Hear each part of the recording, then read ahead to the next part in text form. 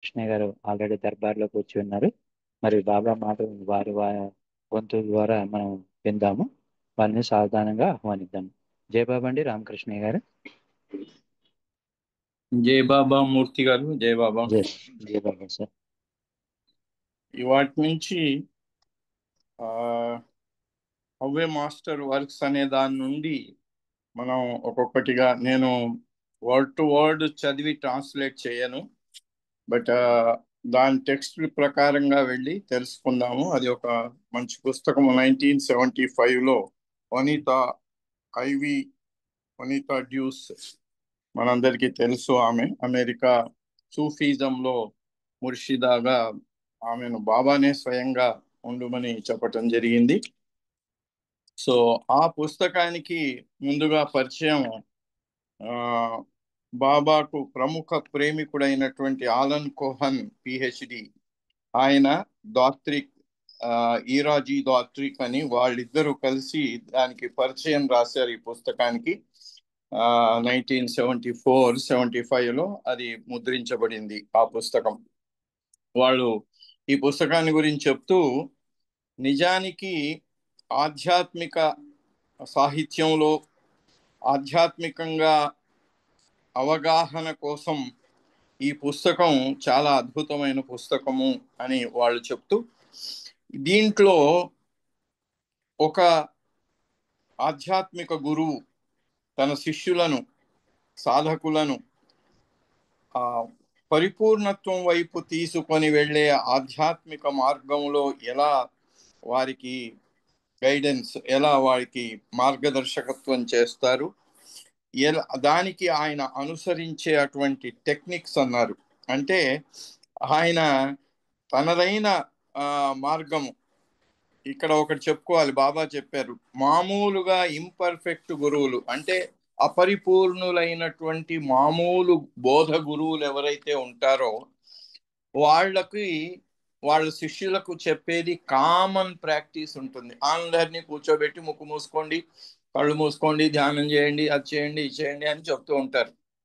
ఒకసారి నేను కూడా పిరమిడ్ దాంట్లో నా దగ్గర పనిచేసే అతను దాంట్లో యాక్టివ్ ఇదైతే నన్ను తీసుకెళ్తే కూర్చున్నాం. అందరినీ కళ్ళు మూసుకోండి, మైండ్ను బ్లాంక్ పెట్టండి. వాళ్ళ గురువు గారు ఆయన పక్కన నేను కూర్చున్నాను. అయితే ఆయన ఎంతటి ఇది అంటే, నేను మెహర్ బాబా ప్రేమికుణ్ణి అని ఆయనకు తెలుసు. అన్నీ చెప్పి మైండ్లో ఏమో ఉంచుకోకండి, మెహర్ బాబా కూడా ఉండక్కర్లేదన్నాడు.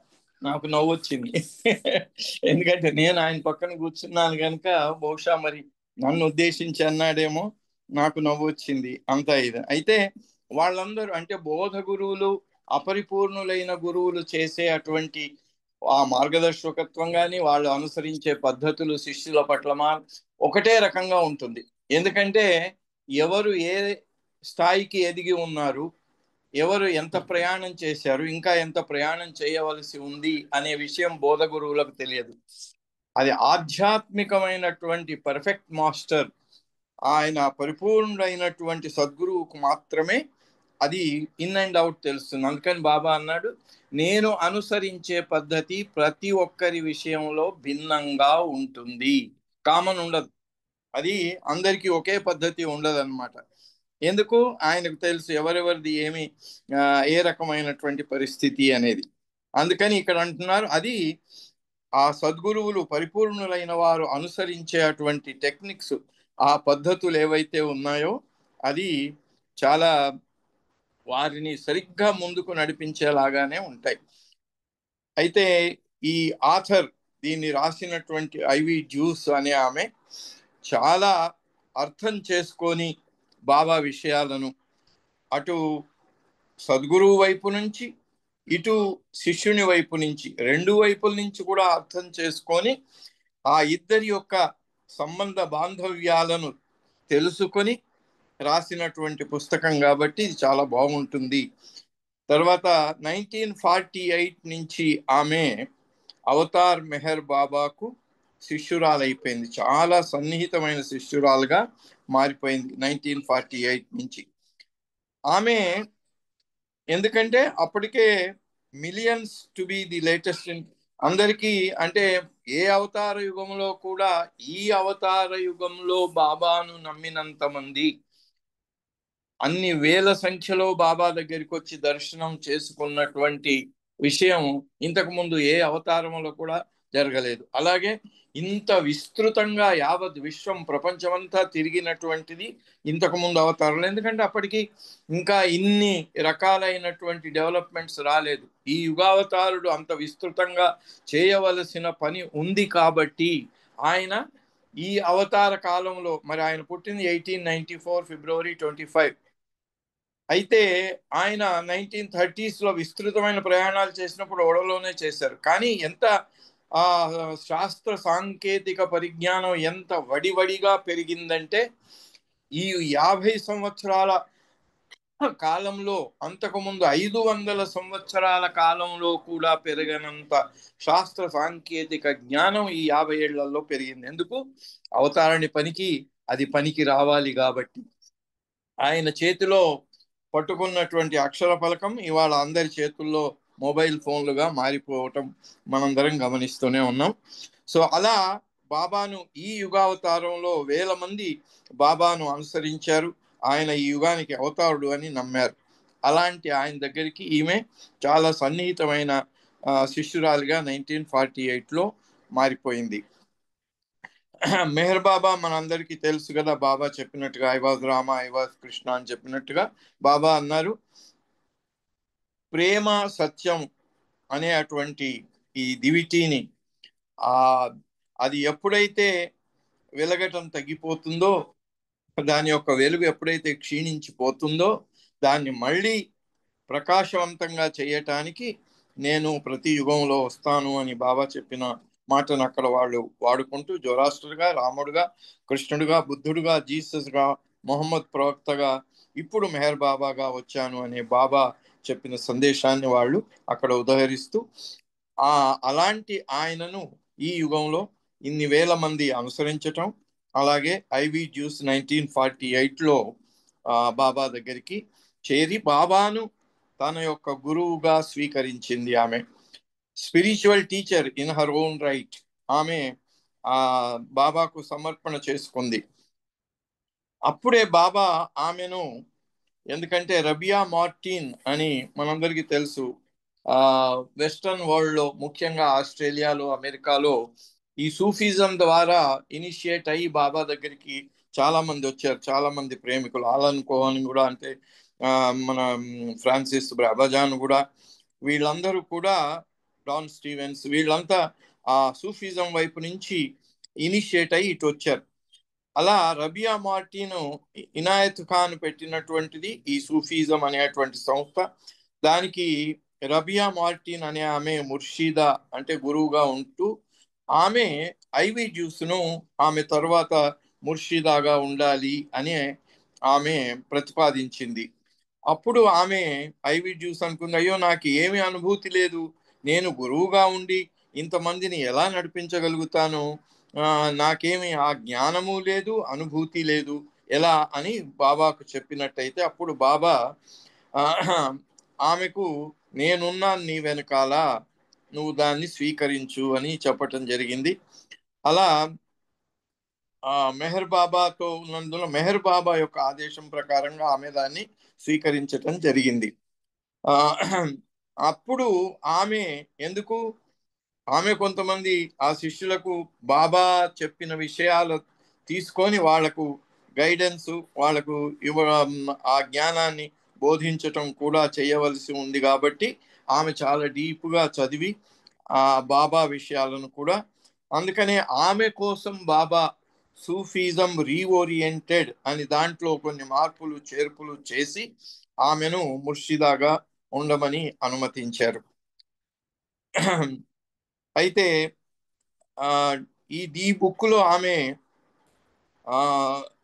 ఆధ్యాత్మిక అందరికి కూడా, ఎవరైతే సద్గురు కృపకు పాత్రులై వారు ఆధ్యాత్మిక మార్గంలో ముందుకు వెళ్ళదలుచుకున్నారో వాళ్ళందరికీ కూడా ఈ పుస్తకం ఒక గైడెన్స్గా ఉండేలాగా దీన్ని మలిచారు అని ఆలన్ కోహన్ చెప్తున్నారు. ఇప్పుడు ముర్షిదా యొక్క ఆమె జీవితం గురించి అయినా కొంచెం తెలుసుకోవాలి కదా అని చెప్తే, ఆమె ఎంతటి అదృష్టవంతురాలంటే 25 ఫిబ్రవరి రోజునే పుట్టింది. ఎప్పుడు? 1894లో బాబా పుడితే 1895 అంటే బాబా ఫస్ట్ బర్త్డే రోజు ఆమె పుట్టింది, ఫిబ్రవరి 25, 1895. అయితే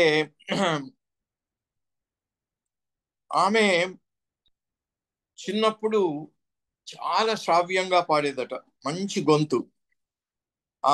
ఆమె పాడితే అందరూ ఆహా ఎంత బాగుంది అని మెచ్చుకునేవారట. అయితే అందుకని దాన్ని నిలుపుకొని బాగా దాన్ని ఆ తన కళను, నైపుణ్యాన్ని ఆమె పెంపొందించుకోవటానికి చాలా కష్టపడేదట. ఆమె మామూలుగా పర్ఫార్మెన్స్ లో కూడా, అంటే స్టేజ్ పర్ఫార్మెన్స్ లో కూడా ఇచ్చేదట. అయితే ఇది ఆ రకంగా ఉంటే ఆమె జీవితంలో మరి ప్రతి వాళ్ళకి ఆ కూటి కోసం కోటి విద్యలు అంటారు కదా, ఈ శరీర పోషణ కోసం ఏదో ఒక వృత్తిని, ఏదో ఒక ఉద్యోగాన్ని అనుసరించవలసిందే ప్రతి ఒక్కరు కూడా. ఈమెకు లాలో, న్యాయశాస్త్రంలో ఫ్లోరిడా జడ్జ్ అని ఒక ఆయన ఈమెకు ఆ వృత్తిపరంగా అనుసరించవలసిన దాని కోసం న్యాయశాస్త్రాన్ని బోధించాడు ఆయన. ఈ న్యాయశాస్త్రం యొక్క అన్ని విషయాలు తెలుసుకొని చేసే ఆ ప్రయత్నంలో ఉండగానే మొదటి ప్రపంచ యుద్ధం వచ్చింది. అయితే అప్పుడు ఆ మొదటి ప్రపంచ యుద్ధంలో జరిగినటువంటి, మరి యుద్ధం అంటే ఇప్పుడు మనం చూస్తున్నాం, అక్కడ ఇజ్రాయిల్ గాజా, ఇక్కడ రష్యాను ఉక్రెయిన్, ఆ మరి నిన్న మొన్నటి దాకా మనకు పాకిస్తాన్ అట్లా ప్రారంభమై మళ్ళీ ఆగిపోయింది. సో ప్రపంచవ్యాప్తంగా అక్కడక్కడ ఈ యుద్ధాలు అనేవి తప్పటం లేదు. మానవులు ఇంత ఎదిగినా కూడా, ఇంత శాస్త్ర సాంకేతిక పరిజ్ఞానాన్ని సుఖంగా బ్రతకటం కోసం వాళ్ళు పెంపొందించుకున్నా కూడా వాళ్ళు స్వార్థాన్ని వీడలేకపోతున్నారు, అహంకారాన్ని అధిగమించలేకపోతున్నారు. అందుకని మనిషే మనిషిని చంపుకోవటం అనేది చరిత్ర పునరావృతం అవుతూ పోతూనే ఉంది. ఈ యుద్ధాలు అనేవి ఇప్పుడున్నటువంటి డెమోక్రటిక్ సెటప్ లో కూడా అది మారటం లేదు. అది ఆమెకు చాలా బాధాకరంగా అనిపించిందట. అయితే అది అలా జరుగుతూ ఉంటే, ఎట్లా నేను ఇంతమంది చనిపోయి ఇంతమంది ఇన్ని ఇదవుతుంటే నేను ఏమి చేయలేకుండా ఇలా నిస్సహాయురాలుగా ఉండిపోవలసిందేనా అనుకున్నప్పుడు ఆమెకు రెడ్ క్రాస్ సొసైటీలో ఆమె వాలంటీర్గా పనిచేసే అటువంటి ఒక అవకాశం కలిగిందట. అప్పుడు అక్కడి నుంచి ఆమెను ప్యారిస్కు పంపించారట. ఆమె అక్కడ సోల్జర్స్ గాయపడిన వాళ్ళు, వీళ్ళు అందరినీ కూడా చేరదీసి వాళ్ళకి సేవ చేసే అటువంటి పని ఈ రెడ్ క్రాస్ సొసైటీ చేస్తుంది. ఆ రెడ్ క్రాస్ సొసైటీలో ఆమె వాలంటీర్గా ఫ్రాన్స్కు వెళ్ళింది, ప్యారిస్కి. అలా అక్కడ చూసినటువంటి వాళ్ళ యొక్క ఆ బాధలు, సైనికులు కానీ, నాగరికులు కానీ, పౌరులు కానీ, వాళ్ళు ఎవరు ఈ యుద్ధంలో గాయపడిన తర్వాత ఈ రెడ్ క్రాస్ వాడు వాళ్ళని తీసుకెళ్ళటం, హాస్పిటల్లో పెట్టడం, వాళ్ళకు చికిత్స చేయించటం, ఇవన్నీ అది చూసి ఆమె భరించలేకపోయిందట ఆ బాధలన్నిటినీ. అయితే అప్పుడు ఆమెకు మనసులో ఒక సందేహం వచ్చిందట. ఏంటి, మనను పుట్టించిన వాడు ఎవరిచే జనించు జగమెవ్వని లోపల నుండు లీనమై ఎవని అందుడిందు. పోతనామాత్యుడు చాలా చక్కగా రాశాడు ఆ సృష్టికర్త గురించి రాస్తూ. అప్పుడు ఆమెకు సృష్టికర్త పైననే కొంచెం సందేహం కలిగిందట. ఏంది, ఎందుకు సృష్టించాడు ఈయన? ఇలాంటి బాధలు పెట్టడానికేనా ఆయన సృష్టించింది? భగవంతుడయ్యుండి ఆయన ఇది ఎలాగా, ఇలాంటి బాధలు మనుషులు పడటం ఎలా అనుమతిస్తున్నారు అని ఒక పెద్ద ప్రశ్న ఆమె మనస్సులో మెదిలిందట. అయితే ఆమె అంతకుముందు మరి వాళ్ళకి అక్కడ ఉన్నది చర్చ్ వ్యవస్థ కదా, దాని ద్వారా ఆమె ఎన్ని రకాలుగా దీని గురించి అడిగినా, ఎంత దాని గురించి ఆ చర్చి యొక్క అధిపతులను వాళ్ళని అడిగినా కూడా సరి అయిన సమాధానం ఆమెకు దొరకలేదు. అయితే అదే సమయంలో ఆమెకు తీవ్రమైనటువంటి ఇన్ఫ్లుయెంజా అనే అటువంటి వ్యాధి సోకింది.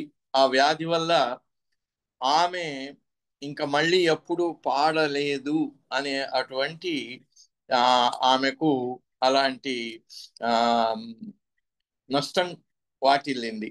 ఇంకా వాయిస్ మొత్తం పోయిందన్నమాట. వాయిస్ ఆమె పాడలేదు. దాంతోనే ఆమె చాలా నిరాశ నిస్పృహకు లోనైంది. అది ఆ యుద్ధం అయిపోయిన తర్వాత ఆమె ఒక బ్యాంక్, న్యూయార్క్ సిటీలో కమర్షియల్ బ్యాంక్ అనే దాంట్లో, ఇంటర్నేషనల్ బ్యాంకులో పనిచేసింది. ఒక 6 మాసాల్లో ఆమెను సౌత్ అమెరికా పంపించారు. ఆ బ్యాంక్ యొక్క వైస్ ప్రెసిడెంట్ కి పర్సనల్ అసిస్టెంట్ గా వెళ్ళింది ఆమె. అప్పుడు మొదటి ప్రపంచ యుద్ధం తర్వాత ఆర్థిక వ్యవస్థ అంతా చిన్నాభిన్నం అయింది కదా. దాంట్లో ఈ చిన్న చితకా బ్యాంకులన్నిటినీ కలిపి ఏదో చేసేదానికి ఆ పని, ఆయన వైస్ ప్రెసిడెంట్ గారు చేసే పనిలో ఈమె తోడ్పడవలసి వచ్చింది. అందుకని ఆమె అప్పుడు 2 సంవత్సరాల దాకా చాలా ప్రయాణాలు కూడా చేయవలసి వచ్చింది.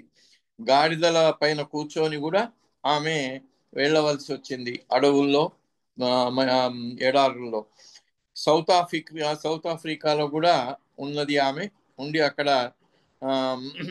అక్కడ జేమ్స్ టెర్రీ డ్యూస్, ఆయన జియాలజిస్ట్ గా పనిచేస్తున్నారు. ఆయనతో పరిచయం ఏర్పడింది.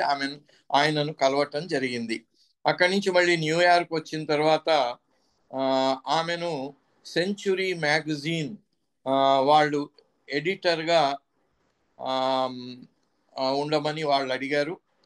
దానికి అప్పుడు ఉన్న ఎడిటర్ కార్ల్ వ్యాన్ డోరెన్ అనే అతను ఉండేవాడు.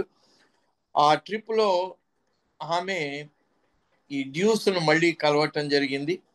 ఆమె ఎక్కడ కలిసింది అంటే డెన్వర్లో, ఇప్పుడు మా అమ్మాయి వాళ్ళు ఉంటారు అక్కడ, ఆ డెన్వర్, కొలరాడో స్టేట్, అక్కడ ఈ డ్యూస్ను కలిసింది ఆమె.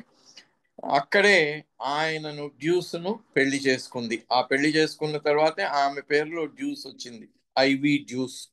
ఆయన భర్త డ్యూస్ అన్నమాట ఆయన. సో ఆ మిస్టర్ డ్యూస్ చాలా మంచి పొజిషన్కి ఎదిగాడు ఆయన. ఆయన టాప్ ఎగ్జిక్యూటివ్గా అరేబియన్ అమెరికన్ ఆయిల్ కంపెనీలో ఎదిగాడు. డాన్ స్టీవెన్స్ కూడా ఆ ఆయిల్ కంపెనీలోనే చాలా పెద్ద పొజిషన్లో చేశారు ఆయన కూడా. అప్పుడు చాలా ఉన్నతమైనటువంటి పదవులు ఆయన స్వీకరించి చేయటం జరిగింది.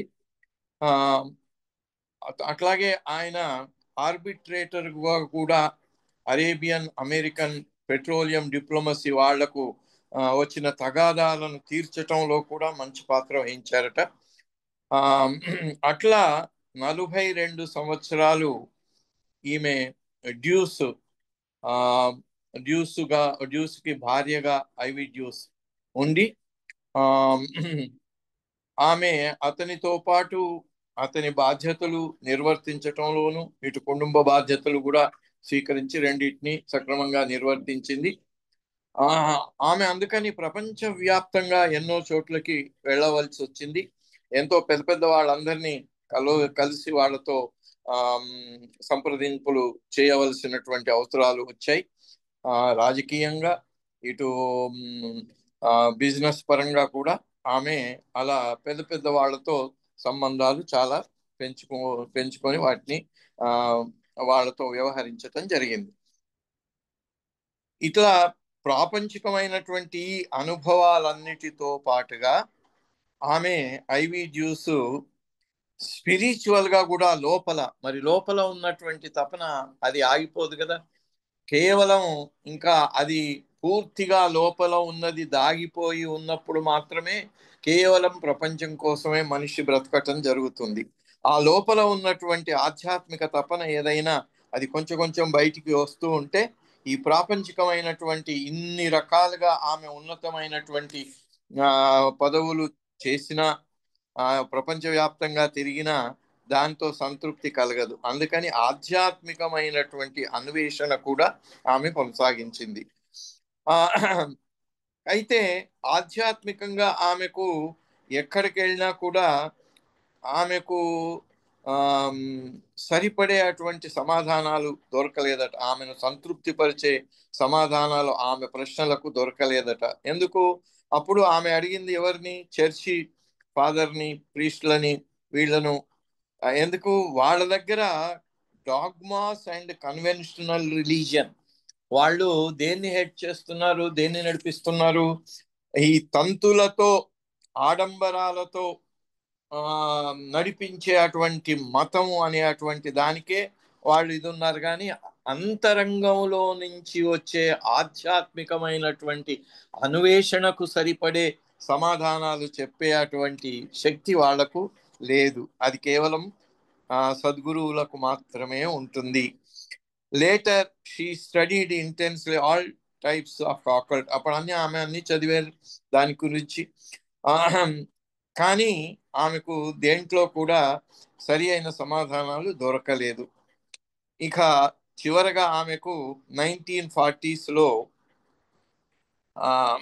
రబియా మార్టిన్తో పరిచయం ఏర్పడింది. ఆమె సూఫీజంని దానికి ముర్షిదాగా ఉంది. అయితే ఆమె 1910లో ఇండియా నుంచి వెళ్ళినటువంటి హజరత్ ఇనాయత్ ఖాన్ అనే ఆయన 1910లో అమెరికాలో ఈ సూఫీజాన్ని ఏర్పాటు చేశాడు.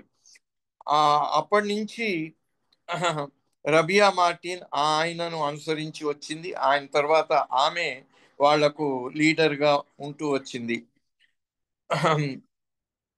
అక్కడ ఆమె ద్వారా కొంచెం, అంటే మామూలు మత ప్రాతిపదికన ఈ చర్చి పాస్టర్లు, ప్రీస్టులు వాళ్ళు చెప్పే సమాధానాల కంటే ఆమె చెప్పిన సమాధానాలు కొంచెం ఆమెకు సంతృప్తినిచ్చాయి. దానివల్ల రబియా మార్టిన్ తో అలా సంబంధం ఏర్పడిన తర్వాత ఆమె చనిపోయే ముందు ఆమె ఏం చేసింది? ఈమెను ఐవి డ్యూస్ ను తన స్థానంలో ముర్షిదాగా ఉండాలి అనే అటువంటి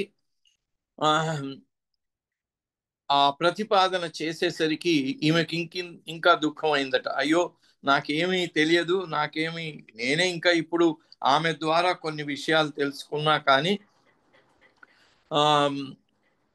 ఆయనకి, అంటే నిజమైనటువంటి ఆధ్యాత్మిక మార్గంలో నిజమైన గురువు అంటే అంతర్గతంగా అనుభూతి కలిగిన వాళ్ళు మాత్రమే మిగిలిన వాళ్లను ముందుకు నడిపించగలరు అని, ఆ చైతన్యం యొక్క స్థాయి కూడా ఉన్నతంగా ఎదిగితేనే గురువుగా ఉండటంలో అర్థం ఉంటుంది అని ఆమె అప్పుడు అలా కొంచెం దిగులు పడి ఆమె 1947లో రబియా మార్టిన్ చనిపోయారు. అప్పుడు ఆమె చనిపోయే ముందు, అప్పటికే ఆమెకు మెహర్ బాబా అంటే తెలిసింది. తెలియటమే కాదు, ఆమెకు మెహర్ బాబాలో ఆయన నిజమైనటువంటి, అంటే భగవదైక్యం పొందినటువంటి భగవత్ స్వరూపుడు అని బాబాలో ఆమెకు విశ్వాసం కలిగింది. హీఈస్ ఏ పర్ఫెక్ట్ మాస్టర్, పరిపూర్ణుడైన గురువు అని ఆమె బాబాను విశ్వసించింది. ఆ విషయం ఐవి డ్యూస్ కూడా చెప్పింది. అందుకని ముర్షిదా డ్యూస్ ఇంకా ఇండియాకు వచ్చి బాబాను కలవాలి అనుకొని, ఎందుకంటే ఆమె ఈమెను ప్రతిపాదించటమే కాకుండా ఇప్పుడు మనకి అలాంటి అనుభవం కలిగినటువంటి సద్గురువు మెహర్ బాబాని అని చెప్పినందువల్ల ఆమె ఇండియాకు వచ్చి బాబాను కలవటానికి నిశ్చయించుకుంది. అప్పుడు ఆమెకు అంతర్గతంలో కూడా లోపల నుంచి కలిగినటువంటి బాబా, ఆమె చెప్పినట్టుగా బాబానే నాకు నిజమైనటువంటి గురువు అనే అటువంటి భావన కూడా కలిగింది. బాబా ఆమె వచ్చి బాబాను కలవటానికి అనుమతించారు. ఆమెను అనుమతించటమే కాదు, నువ్వు నా దగ్గరికి రావాల్సి ఉంది అనే విషయం కూడా బాబా ఆమెకు చెప్పారు. ఆమెను తనకు సన్నిహితమైనటువంటి శిష్యురాలిగా కూడా బాబా చేసుకోవటం జరిగింది. ఎందుకంటే ఇక్కడ వాళ్ళు సంక్షిప్తంగా చెప్పారు, దాన్ని సంక్షిప్తంగానే తెలుసుకుందాం ఇక్కడ దీన్ని బట్టి. బాబా ఆమె నిజాయితీగా ఉన్నట్టయితే, ఆమె నిజాయితీగా తనకు శిష్యురాలిగా ఉన్నట్టయితే ఆమెకు తాను సహాయం చేసి రబియా మార్టిన్ ఇచ్చినటువంటి ఆ బాధ్యతను స్వీకరించి ఆమె ముర్షీదాగా ఆ సూఫీజంకు ఉండటానికి అక్కడ చేరుతున్నటువంటి ఆ స్టూడెంట్స్ అంటారు వాళ్ళని, ఆ స్టూడెంట్స్ను వాళ్ళందరికీ కూడా ఆధ్యాత్మికమైనటువంటి మార్గదర్శకత్వం చేయటానికి నీ వెనకాల నేను ఉంటాను అని బాబా ఆమెకు చెప్పటం జరిగింది. ఆమెను మళ్ళీ బాబా ఇండియాకు వచ్చి ఆమె కలుసుకున్న తర్వాత మళ్ళీ యునైటెడ్ స్టేట్స్కి, అమెరికాకు పంపించి as both disciple and teacher to preside over an already potent spiritual school, further energized by the guidance of a master considered to be the avatar of the age. అయితే ఆమెకు మిగిలిన అక్కడ అంతకుముందు వచ్చిన ఆమె రబియా మార్టిన్ విషయం ఏంటో తెలియదు, కానీ ఇప్పుడు వచ్చిన ఈమెకు 2 రకాలైనటువంటి ఆమెకు లాభం కలిగింది. ఇటు మెహర్ బాబా ఆమెకు తనకు గురువుగా దొరకటమే కాకుండా తను ఆయన శిష్యురాలిగా స్వీకరించి సన్నిహితమైన శిష్యురాలిగా బాబా దగ్గర ఉండటమే కాకుండా దాన్ని పురస్కరించుకొని అక్కడ సూఫీజం రీఓరియంటెడ్లో ఉండే అటువంటి ఆ విద్యార్థులకు కూడా తాను ఒక మార్గదర్శకురాలిగా ఉండే అటువంటి ఆ 2 రకాలైనటువంటి బాధ్యతలు స్వీకరించే ఆమెకు ప్రాప్తించింది. ఆమె 1948లో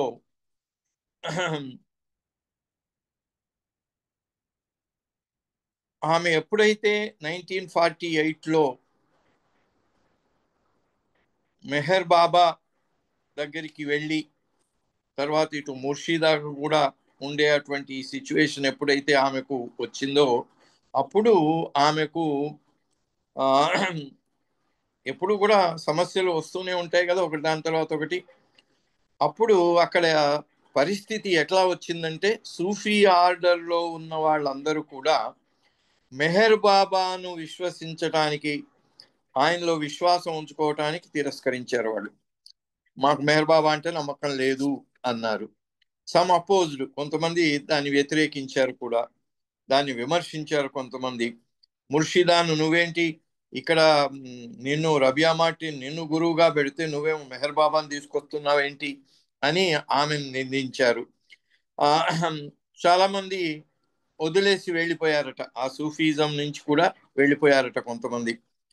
అలాంటి పరిస్థితిలో ఉండగా ఈమెకు పెద్ద పరీక్షా సమయం ఎదురైంది. ఇటు మెహర్ బాబాను పట్టుకోవాలి, అటు వాళ్లను నడిపించాలి, ఆ సూఫీజం ఆర్డర్ను కూడా మరి అది పూర్తిగా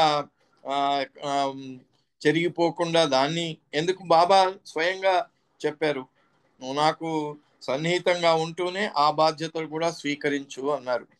అప్పుడు బాబా స్వయంగా ఆ బాధ్యతను వహించి దానికి సూఫీజం కోసం ఒక చార్టర్ను, new Sufi order and reorganized it as Sufism reoriented, దానికి ఒక చార్టర్ను తయారు చేయించి వాళ్లకు అన్ని కావలసినటువంటి నియమాలు, వాళ్లకు సూచనలు అన్నీ చేసి సందేశాలు ఇచ్చి దాన్ని సూఫీజాన్ని సూఫీజం రీఓరియంటెడ్ అని తయారు చేశారు. అప్పుడు ముర్షిదాకు ఆయన చెప్పాడు, to deliver pure teachings for next 600 to 700 years until he came again. ఇది ఎందుకు చేశారట బాబా సూఫీజం రీఓరియంటెడ్ అంటే మళ్ళీ 700 సంవత్సరాలకు ఆయన వచ్చే వరకు ఇది ఆ సూఫీజం రీఓరియంటెడ్ ఎలాంటి విభేదాలు లేకుండా ఆయన చెప్పినటువంటి ఆదేశాల ప్రకారంగా నడిచే విధంగా దీన్ని నేను సంస్కరించాను అని బాబా ఆమెకు చెప్పటం జరిగింది. మళ్ళీ నెక్స్ట్ వారం దీన్ని కంటిన్యూ చేద్దాం. అవతార్ మెహర్ బాబాకి జై. జై బాబా. జయ బాబా అండి. రామకృష్ణ గారు చాలా చక్కటి విషయాలు, హవే మాస్టర్స్ వర్క్స్ విషయాల్లో కొన్ని విషయాలను మాకు తెలియచేశారు. చాలా చక్కటి విషయాలను. మరి మీకు జయబాబాలు ధన్యవాదాలు. ఇప్పుడు మళ్ళీ సంకీర్తనలోకి వెళదామండి. అరుణ రవీంద్ర గారిని ఒక సంకీర్తన చేయవలసిందిగా కోరుతున్నాను. తర్వాత జయశ్రీ గారు, రాజువాణి గారు, కోటేశ్వర గారు సిద్ధంగా ఉన్నారు. జయబాబా. जय बाबा। जय बाबा। अवतार जय मेहर बाबा की जय। అవతారు సేవకన్నా మిన్నేది లేదురా, కడదాక నీడెలాగా దరి చేర్చువాడురా. అవతారు సేవకన్నా మిన్నేది లేదురా, కడదాక నీడలాగా దరి చేర్చువాడురా. మన్నది లోపల